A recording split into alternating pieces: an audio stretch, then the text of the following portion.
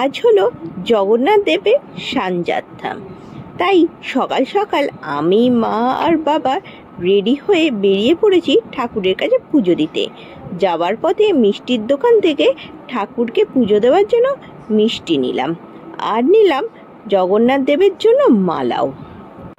জগন্নাথ দেবের সানযাত্রাতে ডাবের জল দিয়ে জগন্নাথ দেবকে অভিষেক করা হয়, তাই যাওয়ার পথে ডাবের দোকান থেকে ডাব কিনে নিলাম।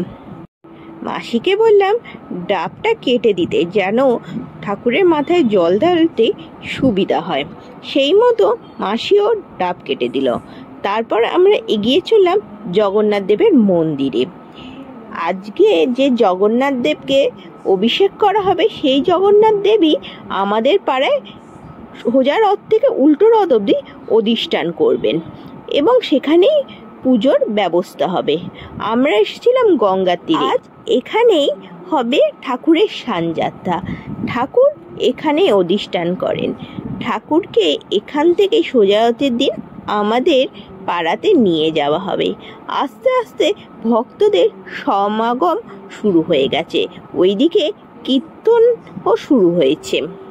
লোকমুখে প্রচলন আছে যে রথের দিন নাকি বৃষ্টি হয়, কিন্তু আজ মনে হয় সানযাত্রার দিনও বৃষ্টি হবে।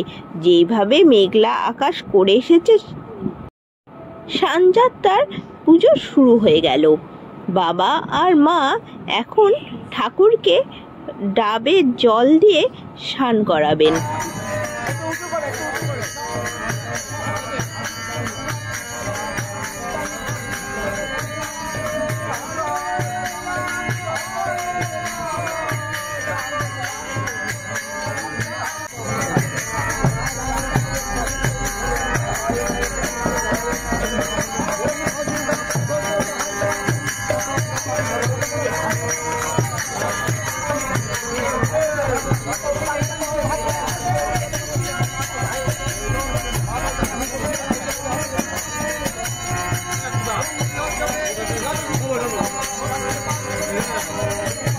দেবতাদের মধ্যে জগন্নাথ দেব একমাত্র ভগবান, যিনি ভক্তদের দর্শনের জন্য নিজেই পথে নেমে আসেন। আমিও সানযাত্রার দিন ঠাকুরকে স্নান করানোর জন্য রেডি। এবার আমিও ঠাকুরের মাথায় জল ঢেলে ঠাকুরকে অভিষেক করব। আমার আগে কোনোদিনই সানযাত্রার দিন ঠাকুরকে দর্শন করা হয়নি। এই ফার্স্ট টাইমই সানযাত্রার দিন আমি ঠাকুরের দর্শন পেলাম এবং ঠাকুরের মাথায় জল ঢালতে পারলাম। ঠাকুরের দর্শন পাওয়ার পর মনটা যেন খুব শান্তি লাগছে। ঠাকুরের পুজো শেষ হবার পর চলল হরিনাম কীর্তন। সবাই মিলে একসঙ্গে হয়ে ঠাকুরকে ঘিরে হরি কীর্তন করতে করতে সবাই আনন্দে নেচে উঠল।